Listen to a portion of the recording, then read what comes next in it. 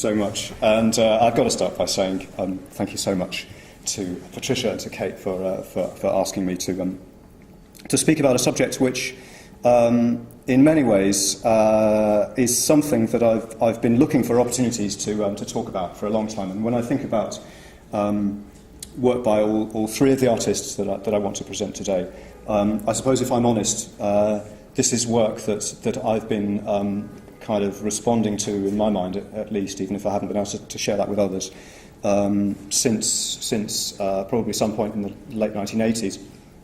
And the opportunity to actually do something with this material is just a brilliant chance, really, for me.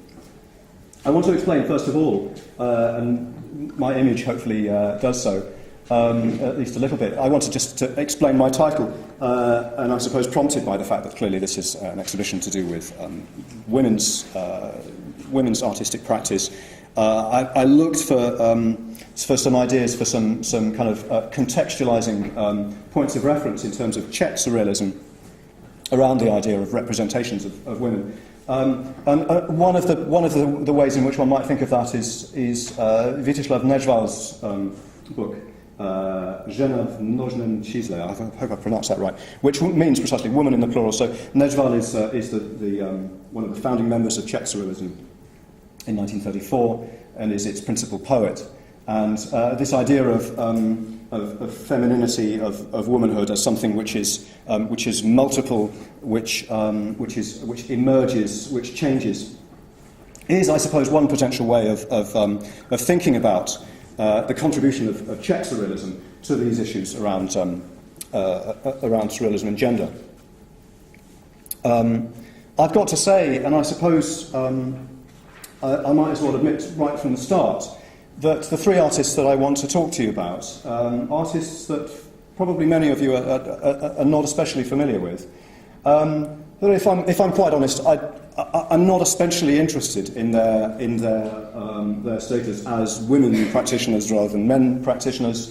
I'm not particularly going to focus on issues to do with gender.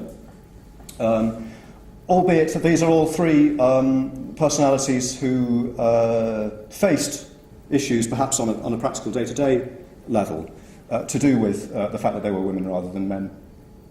Of the three of them, I think it's the last, Eva Švankmajerová, who most clearly does confront issues to do with gender and femininity. And so we're going to see when we get on to that last part. But I suppose there's a sort of a thread running through. Maybe the questions at the end will be an opportunity to unpack that a little bit more, because if I'm honest, what I'm going to talk about today is perhaps a little bit is not particularly focused on issues of women artists as such. And in the end, what draws me to these three sets of work by artists Twojen, Emila Metkova, and Eva Švankmajerová, is that they are three bodies of work that for me have been a kind of an enchantment and a kind of fascination. That they are three sets of work that might produce a form of obsession, and certainly in the way in which I find myself responding to the images. You can judge for yourselves, but and of course there are works by all three of these artists in the exhibition.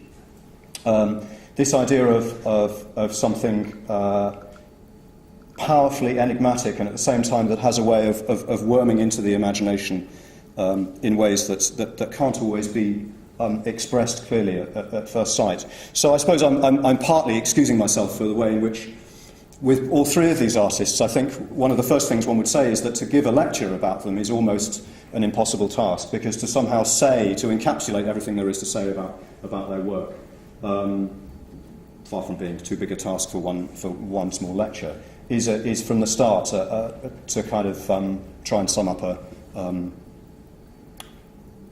something unknown in a void that has to emerge only by a different sort of engagement. And that idea of a sort of something to do with absences might be relevant to the way in which there is one theme that links, for me, these three artists. I've already said that I don't terribly want to focus on issues to do with gender, but what I am interested in is themes to do with space. And of course it's relevant that at least one of the sections of the exhibition here is precisely that idea of space. Many of you familiar with the gallery here will have seen the Subversive Spaces exhibition, which deals with issues of space and surrealism in interesting ways. And if you've seen that show, if you're familiar with that show, I guess you'll spot where I'm coming from.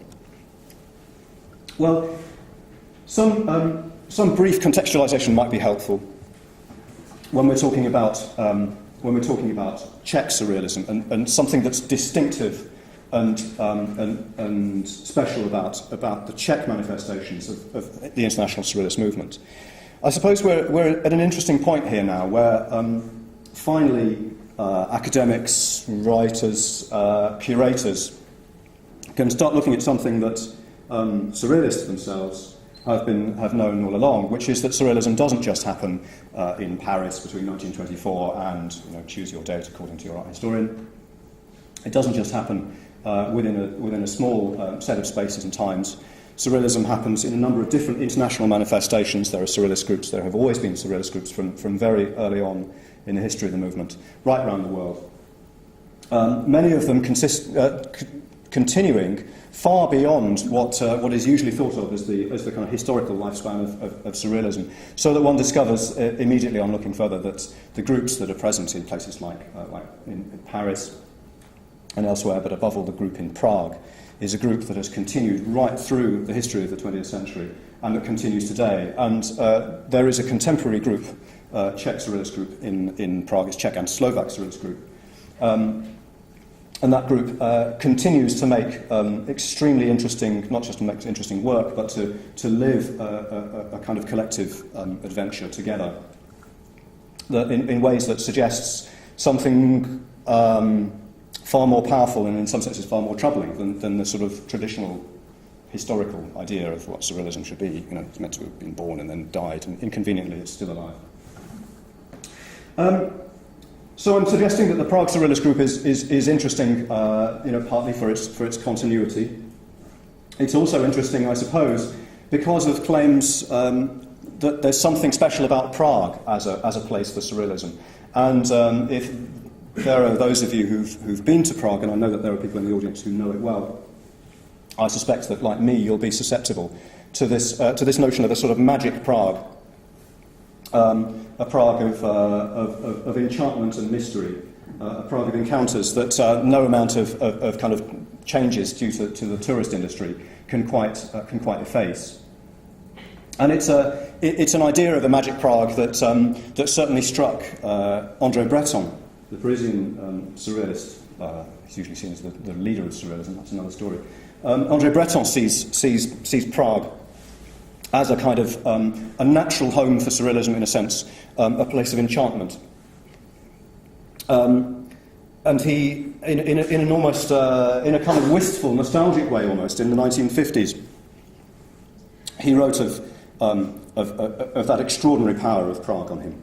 I'm quoting now from his text on Twain. That Prague sung of by Apollinaire, and its magnificent bridge with its hedge of statues leading from yesterday to forever, its luminous signs lit up from within, its clock whose hands cast in the metal of desire travel backwards, its street of alchemists, and above all its bubbling up of ideas and hopes, more intense than anywhere else, whose passionate exchanges in the flower of being that wants only for revolution and poetry to unite as one, while the swallows bombard the Moldova from all sides so as to make it throw up its stars. What is left of it all? Breton's reflecting there on his visit to Prague, made in the company of a number of other Parisian surrealists, to come and meet the Czech surrealists and give lectures in 1938. A momentous coming together of the French and Czech streams of surrealism that nevertheless also give us a moment to think about what it is that makes Czech surrealism distinctive and special. And actually, the more you look at Czech surrealism, the more you realise that it isn't at all like French surrealism. Why should it be? Partly because it's not simply transplanting a Parisian idea to Prague, it's rooted in other kinds of interests and ideas. It might be rooted in things like interests in alchemy and mannerism, the paintings of Archimboldo, for example, the cabinets of curiosities of Czech kings and emperors. But it's also rooted more specifically in certain avant-garde currents, specifically a group called Devětšil in the 1920s, which was a group of not just artists and writers, but people like architects, filmmakers, and so on, who come together with a particular emphasis on kind of art and design and a meeting of different streams of art and design in ways that would give Czech Surrealism a particular character. And Petr Král, who was a member of the Czech Surrealist group after the Second World War and then later edited an anthology of Czech Surrealism, he talks about the way in which Czech Surrealism is distinctive because of the way it focuses on things like the concrete and the critical, this absolute need for things to be demonstrable and tangible. No truck with the idea of mystery and even the idea of myth is something that they might think about twice. The notion of what the Czech Surrealists term concrete irrationality as something which is both a way of being but is also a kind of defensive mechanism and a political weapon. And it's a way of reminding us as well that the history of Czech Surrealism is also a story of kind of disappearances, of absences. And if the movement today the group today can trace its roots all the way back to 1934 when it was founded, that's also at the cost of lengthy periods of enforced silence. The Second World War, the occupation between 1939 and 1945, for example, is one such period when Czech Surrealism went underground. But then again, from about 1947 through to 1968, a second lengthy period when the Czech group could do almost nothing in public. So no exhibitions, no publications, just an internal group life. And then a brief moment around 1967-68 when public manifestations were possible, and then once again silence until 1989. So the fact that the group can now exhibit, publish, make extraordinary collective manifestations is something that comes out of a lengthy periods of enforced silence and censorship. Okay. So, of the three artists that I want to talk to you about, the one people are most likely to have encountered is the strange and I think deeply beautiful personality of Toyen, an artist whose contribution to Surrealism dates already from the early 1930s. And on her move to Paris after the Second World War in 1947, she actually became what is arguably a person who was arguably, I think, the most central artist to the French group. Perhaps the artist that the French group at the time saw as the most significant and the most authentic voice, or the most authentic eyes, perhaps, of the Surrealist spirit after the Second World War. And if art historians, commentators, and whatnot have been unable to see that until very recently, then that's no doubt their loss, and not the fault of the Surrealist group. I'm suggesting Toyen under this imaginary heading of the Tower of Silence, prompted by a quote which you can read for yourselves there, about the idea of her, if you like, voluntary incarceration, like a kind of fairy tale character in a sort of a web of solitude, but which I think in some ways accords very aptly with the sense of Toyen as an enigma. And much as I'd want to resist the idea of kind of turning a person into a myth, a person who I, amongst all artists, I regret never having been able to meet. She died in 1980. But there is a sense in which Toyen remains somebody deeply enigmatic and somehow elusive. I think that's partly because of the way in which, unusually for many artists, and especially unusually for Surrealist artists, she's somebody who resolutely resisted the idea of expressing herself in ways other than the visual, so that writings and statements by her are extremely rare indeed. She seems to have not been interested in expressing herself through text.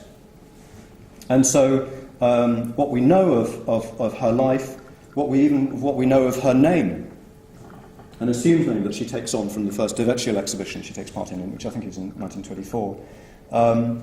Even the origins of her name are something which which remain in a sense unknown. The usual explanation is that it's just the last bit of the French word citoyen, citizen. But there are several other explanations as well.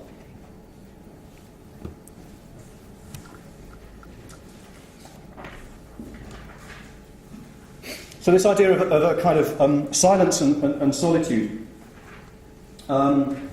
which is spotted already by those friends and colleagues around her in the group before and after the founding of Czech Surrealism, is perhaps one way of penetrating what might strike us as being richly beautiful and haunting images, but that also strike us by the sense in which we might get lost within them.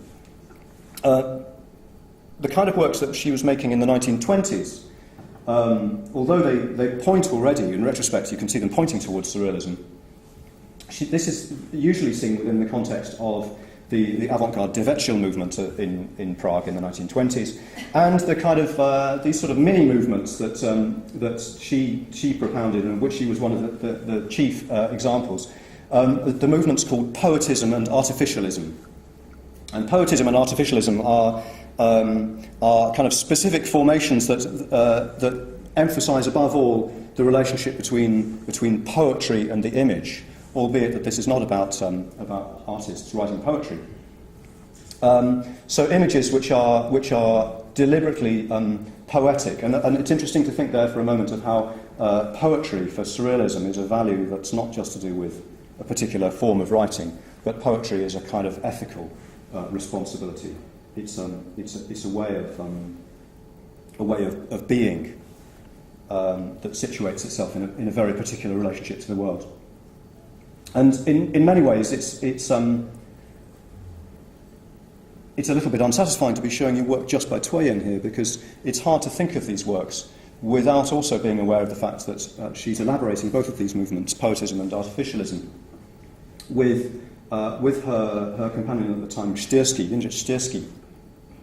And together, Štýrský and Toyen, throughout the late 1920s and throughout the 1930s, made work that, in many senses, are parallel and convergent paths, where you can spot, even without knowing very much about the fine detail, you can spot a creative exchange between the two artists. So I'm not showing you any work by Štýrský, but just to bear in mind that Štýrský's presence is kind of here, and similarly Toyen's influence on Štýrský is just as strong. Radovan Igsik suggests that the two of them represent a kind of a division between the daytime and the night. That Toyen's work represents the kind of the nighttime secret evidence of Štýrský's work. Štýrský was somebody who was much more interested in writing theoretical texts and manifestos. Writing, for instance, about artificialism, the forms of painting tend to flee reality through the action of a centrifugal force. The further they reach, the greater the emotional force becomes visually dramatic. This idea of enigmatic objects, things which were only just beginning to be recognisable. There's a kind of sense of a kind of latent botany or biology or zoology in many of these paintings. A sense that we might be looking at something happening at a microscopic level at the bottom of a coral reef, or perhaps viewed from a great height above an extraordinary landscape.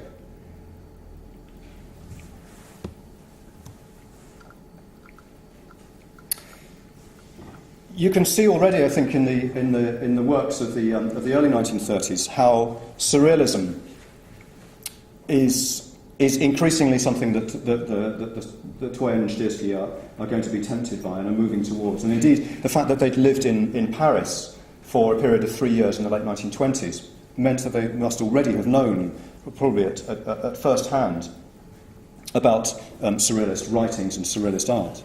So that by the time in 1934 the Surrealist group is officially founded, with Štýrský and Toyen being two key members of that group, you might say that actually much of the work of the previous years has been a kind of preparation for that.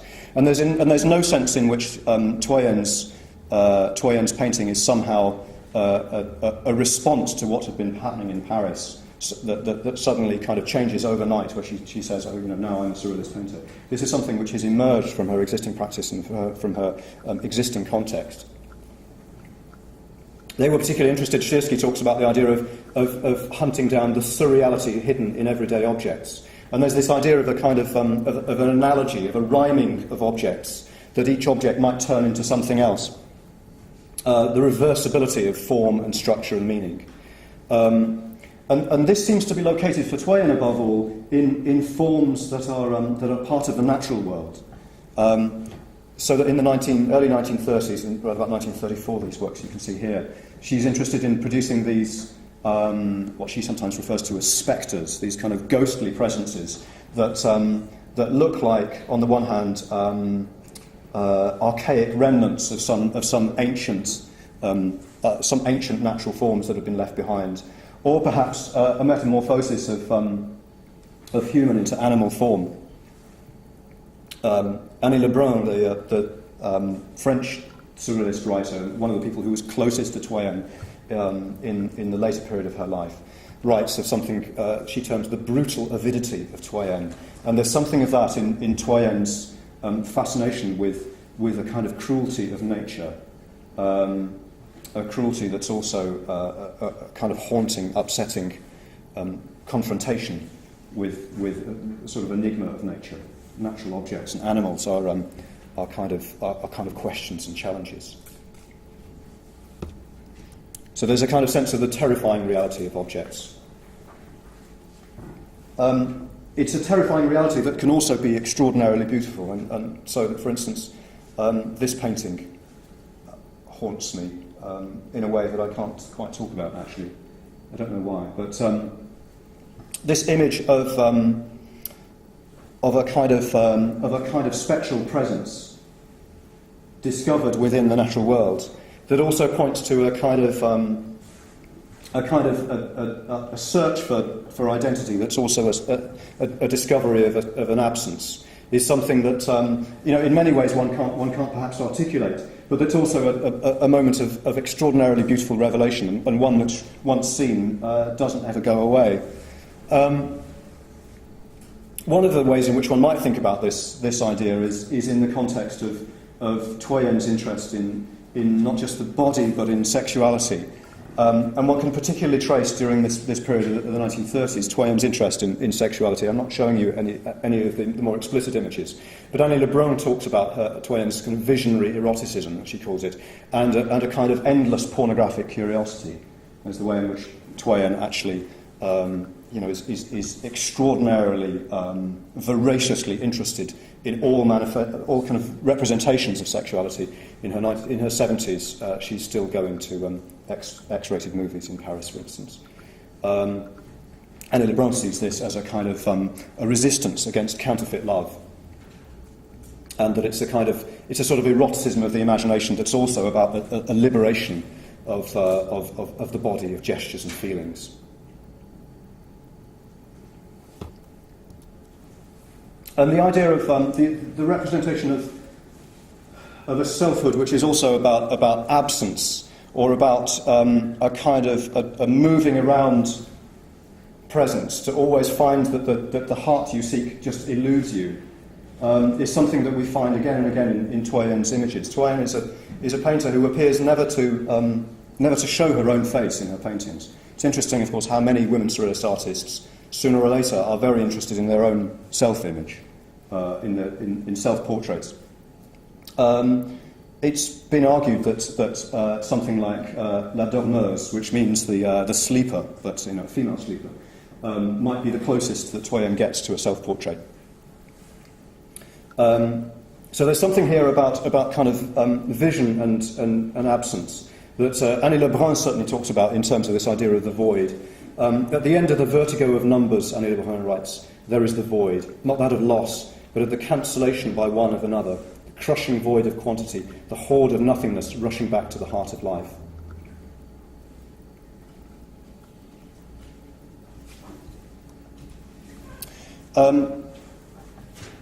For artists working in Czechoslovakia in the late 1930s, the disaster of the occupation of Czech lands and the story of the 1940s is, in a sense, a catalogue of personal and cultural disasters intertwined.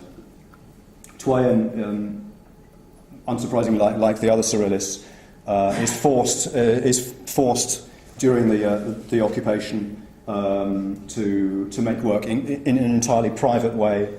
Her friend at the time, Judith Hiesler, another surrealist artist and writer, as a Jew, was obliged to see out the Second World War hiding in Twain's bathroom, where somehow they still extraordinarily managed to produce a set of very, very interesting collaborative works.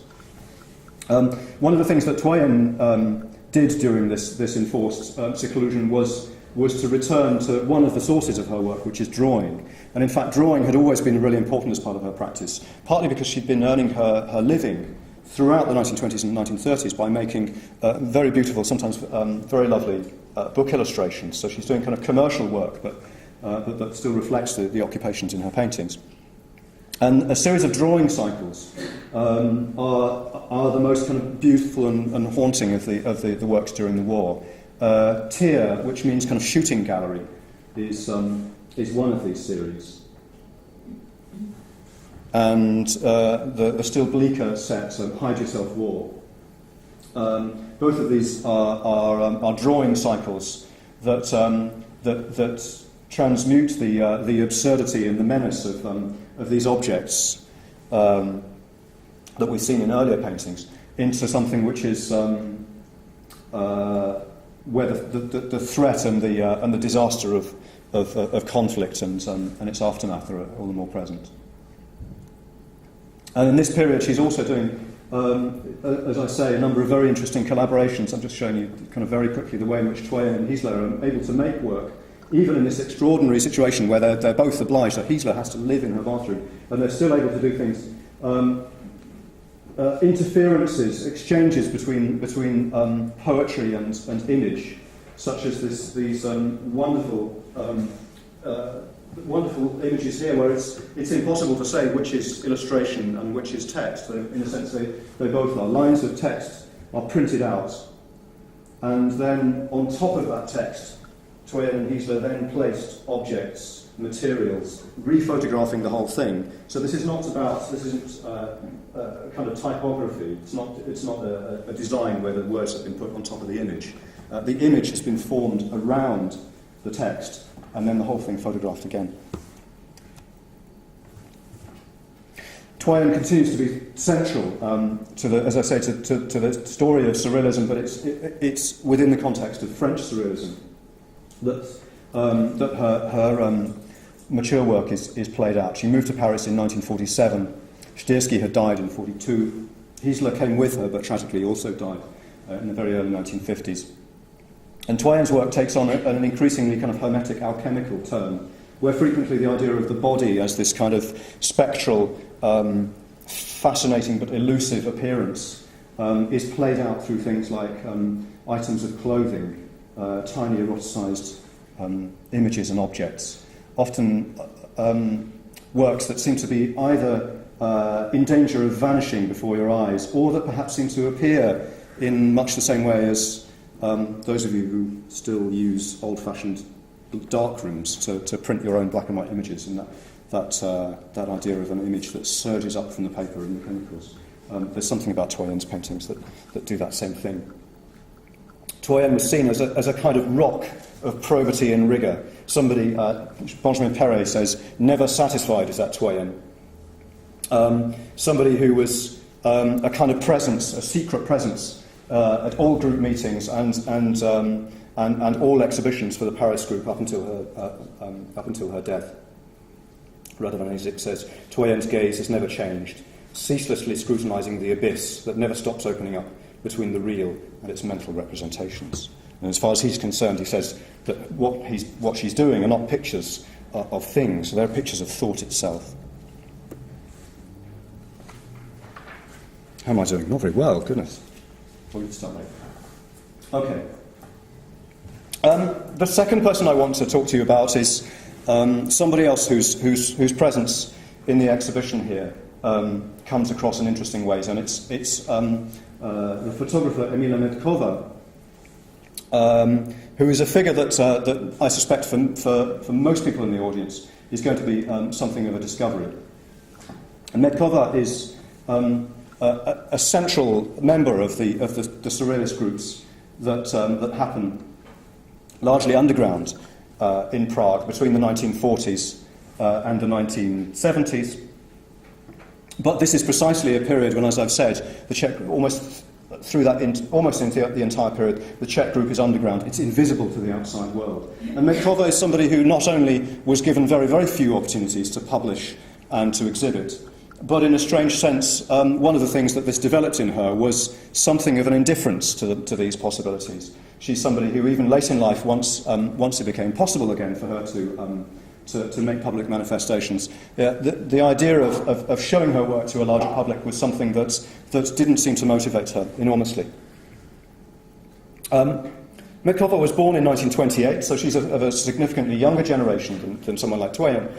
And she'd studied at the School of Graphic Arts during the Second World War, which was where she met the painter Mikuláš Medek, another key member of the Surrealist group at this point. And once again, this is something where one might pursue this in terms of the encounters and exchanges between Medek and Medkova. Medek is somebody who, in Czech terms, has been recognised as a sort of key painter of the post-war era. But in fact, by looking at their work in parallel, you realise that Medkova's work is absolutely crucial for the development of Medek. So this is, in a sense, a story that, for Czech audiences who know Medek's work, the story of Medkova is one that took much longer to be told.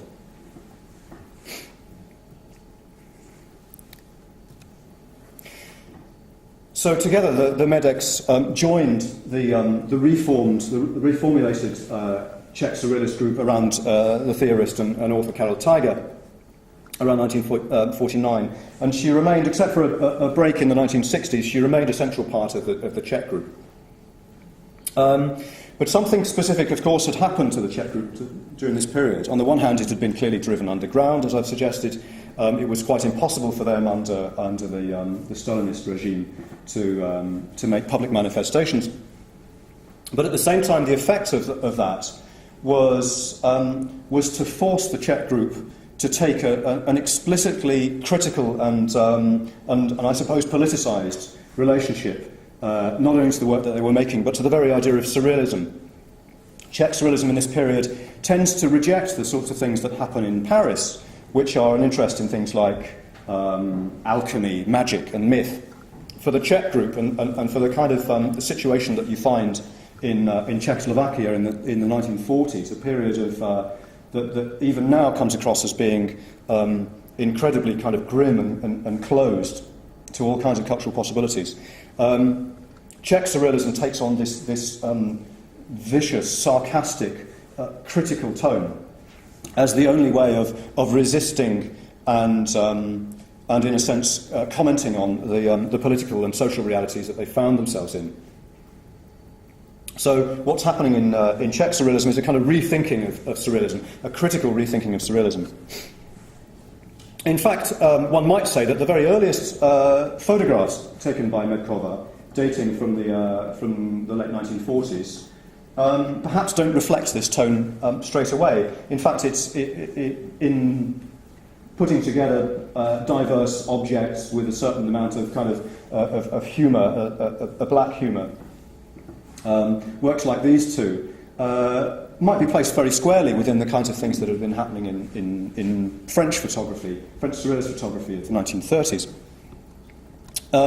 But it's really with the advent of the 1950s that you find Medkova's work starting to reflect that change and that critical turn. And rather than staging these kind of little dramatic scenarios of object encounters, Medkova starts to go out into the world of the streets of Prague, particularly kind of abandoned and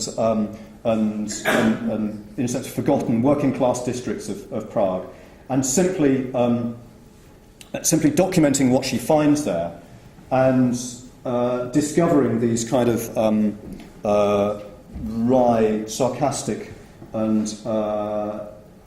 nevertheless marvellous formulations of a kind of everyday banality. So these are ordinary scenes, ordinary places where she hasn't made any kind of intervention into the scene. This might square very well with what the chief theorist of the group at the time, Bratislav Effenberger, called objective poetry.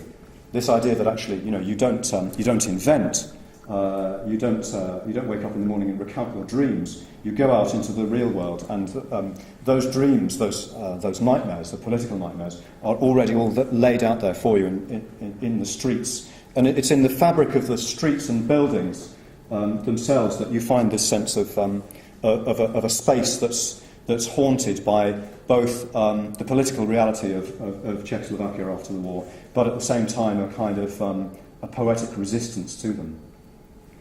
So that symbols and signs and symbols within the everyday world, especially that point to the idea of closure, of the cutting down of possibilities, of censorship and stoppage, are always, at least in a tiny way, countered by something that might give us an idea of another poetic reality. This little chess piece made of a shadow of an adjacent building. It's just projected onto that kind of cracked and decaying wall.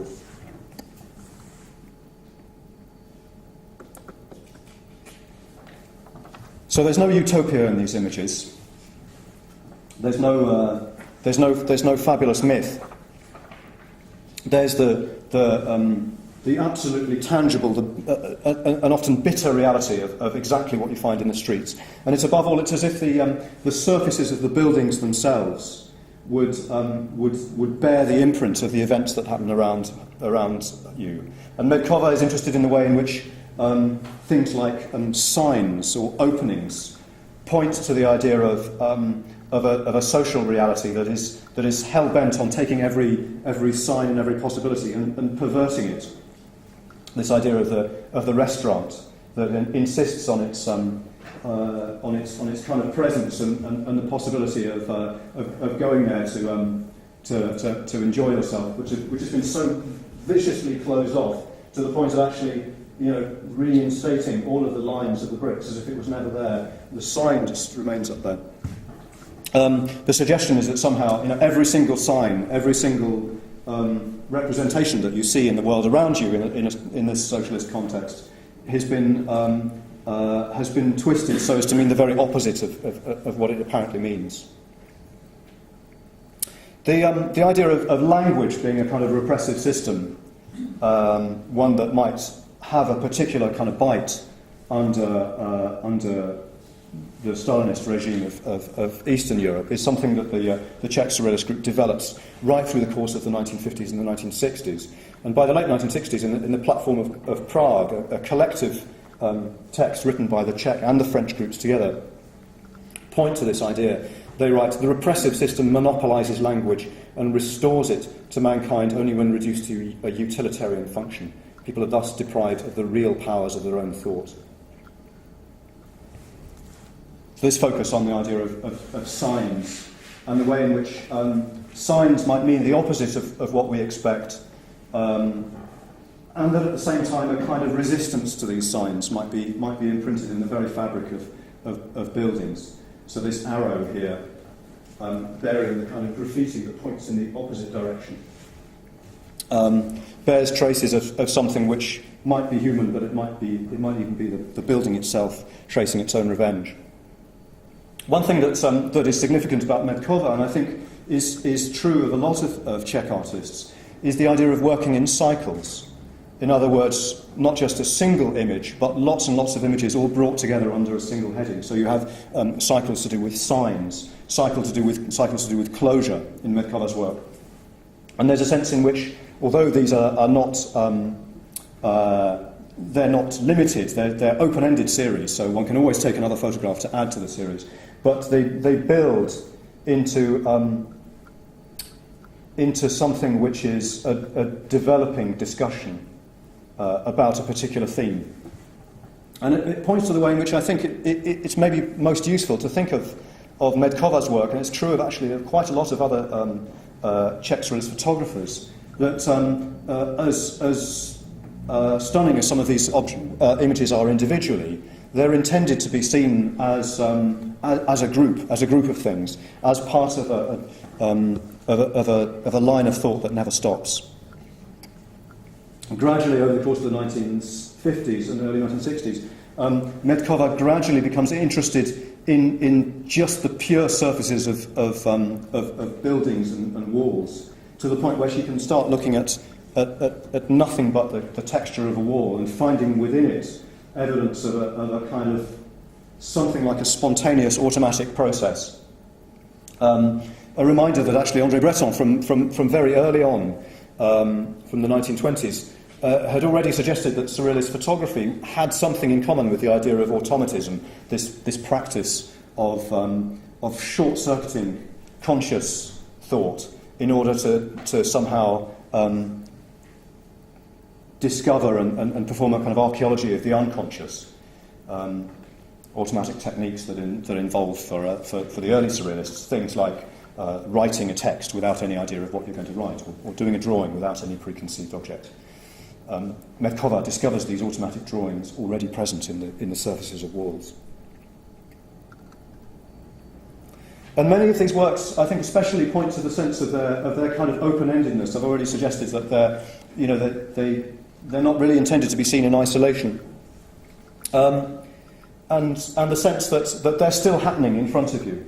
And Aleš Kuneš talks about this specifically in a catalogue published during the 1980s, the first exhibition that brought Medkova to a wider audience, finally, after her death.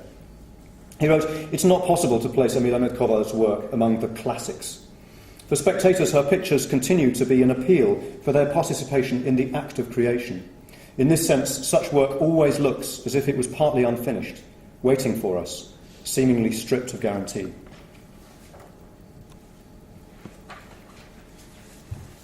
And the final series of works that start to look at things like rubbish and detritus, rubbish tips, abandoned objects, point to this idea of something, a project unfinished and unfinishable, perhaps the project of consumer exchange and the fate of the objects that are promised to this wonderful life on the shelves of shops and in catalogues, but they're actually doomed to disaster.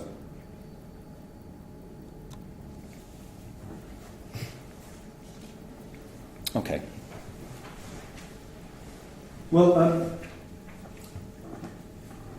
it's no doubt appropriate to look at the work of Eva Švankmajerová last, since above all, historically, her work comes later than that of Twain and Medkova.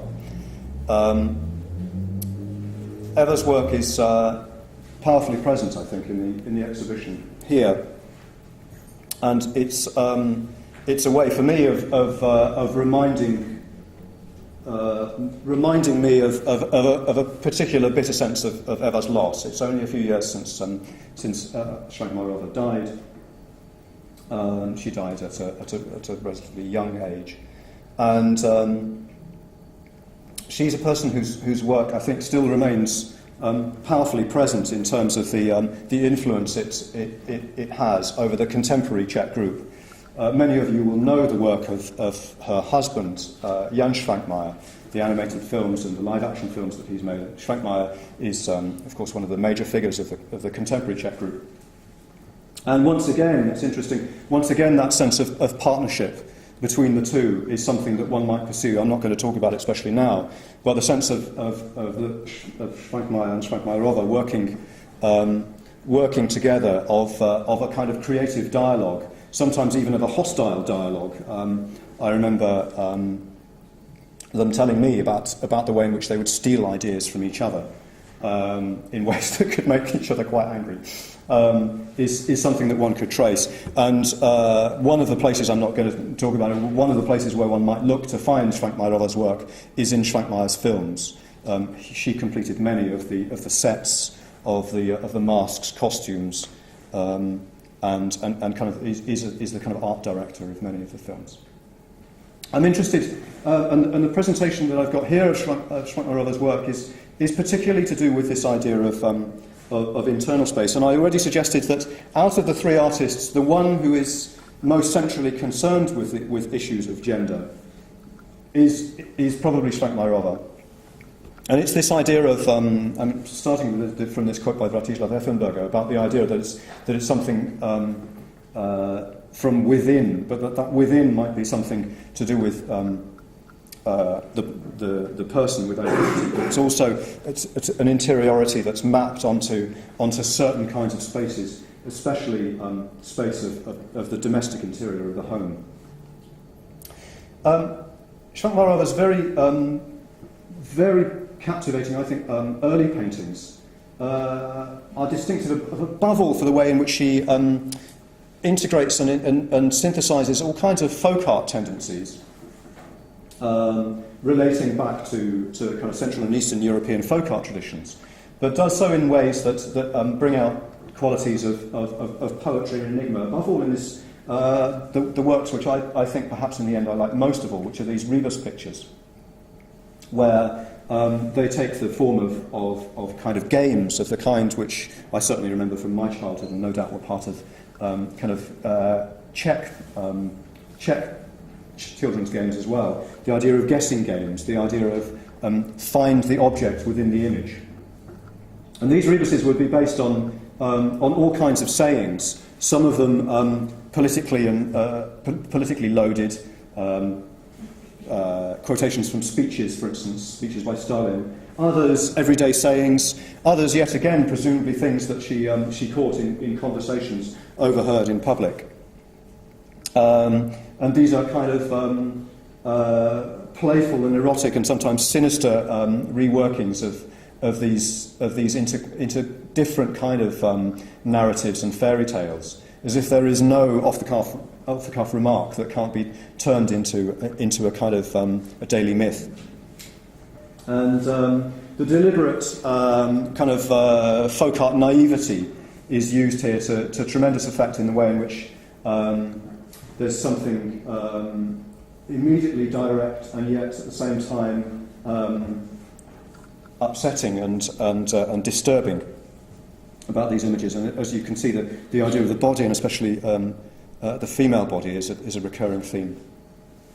But I think one of the things that's most telling, and I'm especially pleased that the painting Bed, of course, is in the show, is the way in which this idea about the body and identity is especially thought through in terms of things like the everyday, not just the everyday of the outside world, but the everyday of one's own immediate environment, objects, domestic objects that you find yourself faced with every day, that we use every day and perhaps never think about twice. And these kinds of confrontations and meltings between the body and the object, the body and furniture, is something that Švankmajerová confronts all the time.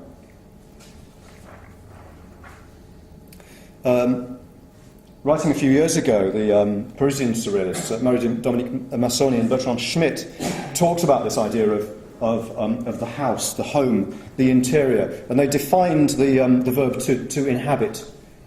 They wrote, "A house like a belly that needs constant feeding and whose appetite increases with its size.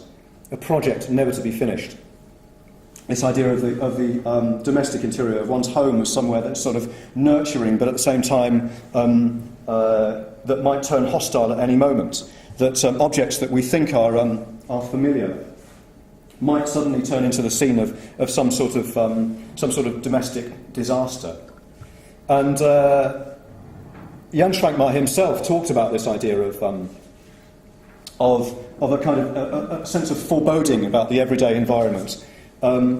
This is the source of Eva's basic character trait, the experiencing of everything in a kind of calamitous foreboding. Thus the work is neither a pure game nor the desire for decorativeness and beauty, but the means, and it seems the only one, by which to compensate for incomprehensible, unjust, inadequate life. So, and one can imagine that in the context of the 1960s, the 1970s, actually especially the 1970s, which were far more repressive than the 1960s in Czechoslovakia, this idea of everyday life being a kind of latent disaster waiting to happen, that there's nowhere is safe.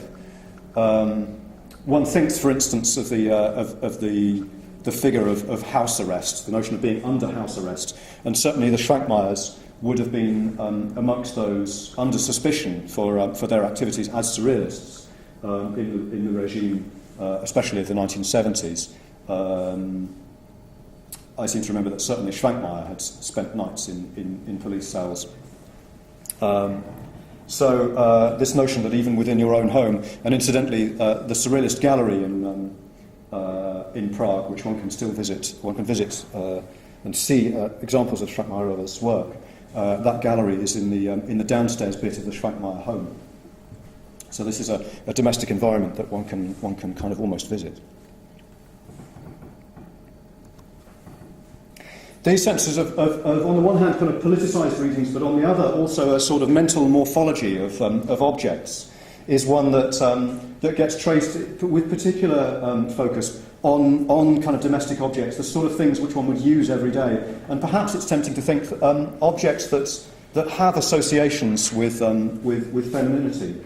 The sort of objects that one thinks of, for instance, relating to housework, to clothing. The idea, for instance, of a wardrobe that is not just a container for clothes, but it is also a kind of playground of dangerous sexual encounters.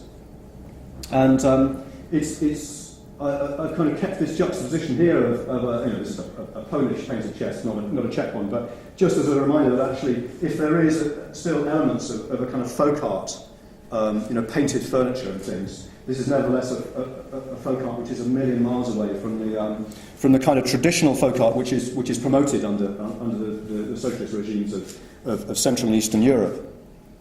With this cupboard, of course, you've got to open it up as well. The idea of revelation, and one of the most beguiling expressions of the relationship between Švankmajerová and Švankmajer. Are in the collective objects that they've made together, ceramic objects, under the name of Kostelec. It's a reference to Švankmajerova's hometown. And they made these works in collaboration. Many of them look like they're essentially, I suppose, sculptural artifacts, often combining the body and the objects, as if somehow by the touch of the hand on the object, some sort of magical freezing happens where the object and its use, the object and its touch, becomes a single thing. This ties in very closely to Švankmajer's interest in touch, which is another story. But what's especially interesting is the way in which a number of these objects, whilst they might be extremely playful, often erotic in ways that are upsetting, but at the same time they're potentially functional objects. Not the two examples on the left, but the one on the right, for instance. This erotic bowl is a bowl that one could use perfectly well. And as a response to Merit Oppenheim's fur cup, saucer and spoon, it's always talked about the way in which there's an interruption of utility. But to make these eroticised objects, which might still nevertheless be used, is something which I think is unique and particularly appealing about these works.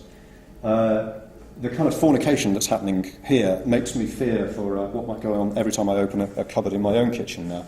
And one can't help imagining a kind of Švankmajer film of some sort of horrible couplings going on, which they kind of which is still the minute you open the doors. So the idea at the limit of the entire house becoming melded with the body is one of the things that haunts Švankmajerova. One of my greatest regrets is never being able to ask her about this painting, The 10th House, which is an image that relates above all to the idea of alchemy.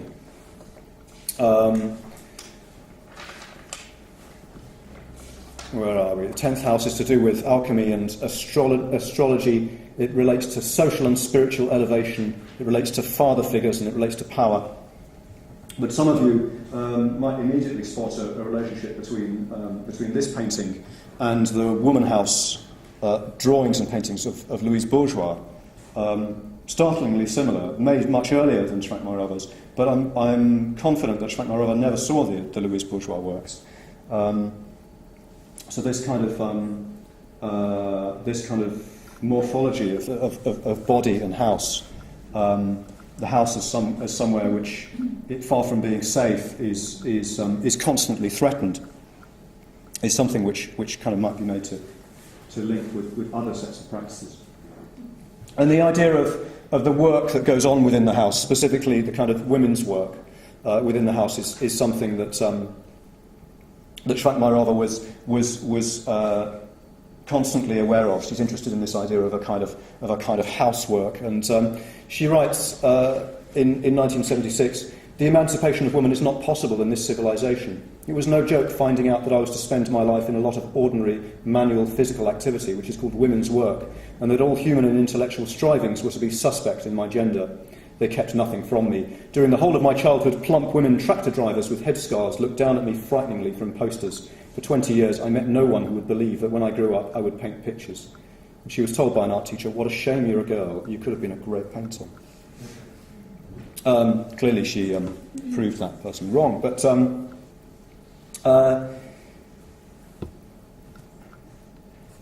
the idea, I mean, once again, and in ways that I haven't really brought out or emphasised the connections between Švankmajerova, Medkova and Toyen.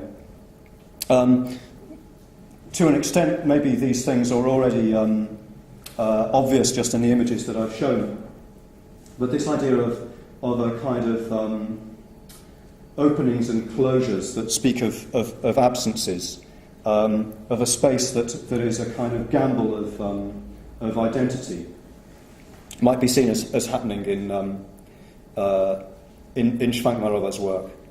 Writing of No Entry, which is the picture on the left, I could only get a black and white reproduction of this. "This signal means you mustn't enter this place, into which there are paths nonetheless, but you don't have permission to use them. Do what you will. It will be best if it causes you pain, and even better if you know that you are in pain. Here I am master. You can be certain that it's not often in life you'll suffer so cruelly with such shame that you'll put up with such impotent rage. Rest assured that here I'm master." And it's within the work of the paintings themselves that a kind of master is the wrong word, but a kind of a confrontation with the void that's also the space of the self happens. I think maybe for all three of the artists, but certainly in Švankmajerova's work.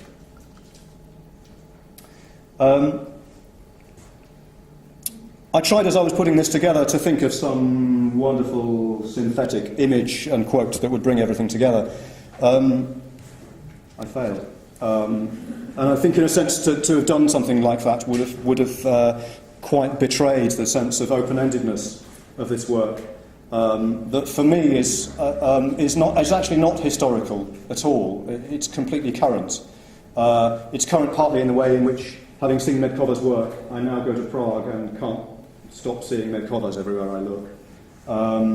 It's present in the way in which I kind of struggle to articulate how I respond to the work of Toyen, for instance, or in the way in which Švankmajerova's objects kind of infiltrate my own cupboards at home, as I was saying before. So these are works that I don't think can be summed up very neatly, and I don't have a way of stopping except to stop.